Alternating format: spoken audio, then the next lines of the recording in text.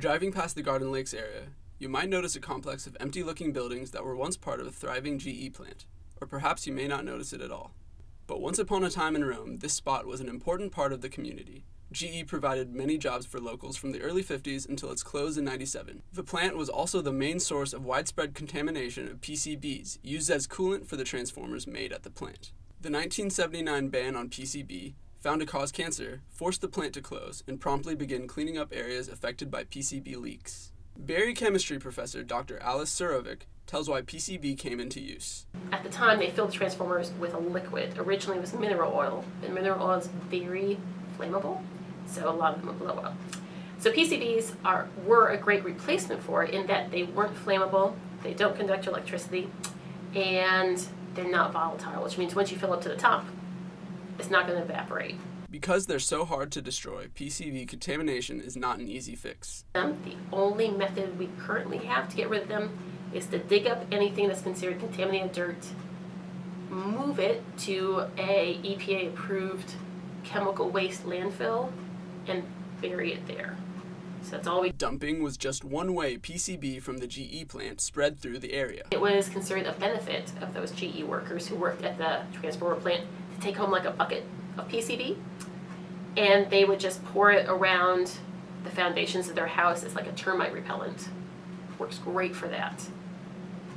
It also contaminates all the soil around the house. Despite the gravity of past contamination, Rome and GE have kept good relations. Sammy Rich, Rome city manager, describes the city's historic relationship with GE. There's always been the story and there's always the connection because as a corporation, it was a very large employer for our community that brought a lot of folks into Rome that came from outside, that came from other GE facilities. And so, yeah, very much the Rome-GE connection has always been very, very strong. Rich talks about GE's cleanup efforts in Rome. GE was required by EPD to come in and do the remediation, do the cleanup, and so you've had lots of examples of where they've literally had to go do soil remediation.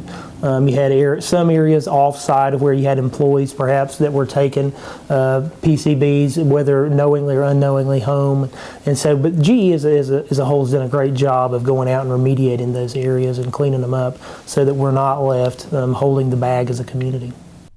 Last year, GE finalized a donation of 123 acres to Rome. Cody Platt, GE plant manager, relates GE's concern that the land is not involved with further environmental mishandling. We put a number of conditions on property use going forward.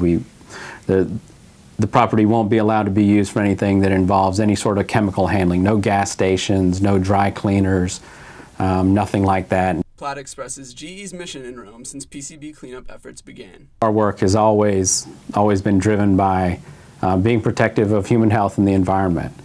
And we feel like we're doing a good job of keeping up with any PCB issues that are brought to our attention. Despite great remediation efforts like those of GE in Rome, PCB contamination remains an issue in the world beyond. PCBs don't exist in nature, which is why when they started seeing PCBs in places like Antarctica or Africa where they weren't doing these things, it's because the PCBs were entering the waterways and being transported by water to places of the planet that they had no reason to be there. With Viking Fusion, I'm Brad Tilka.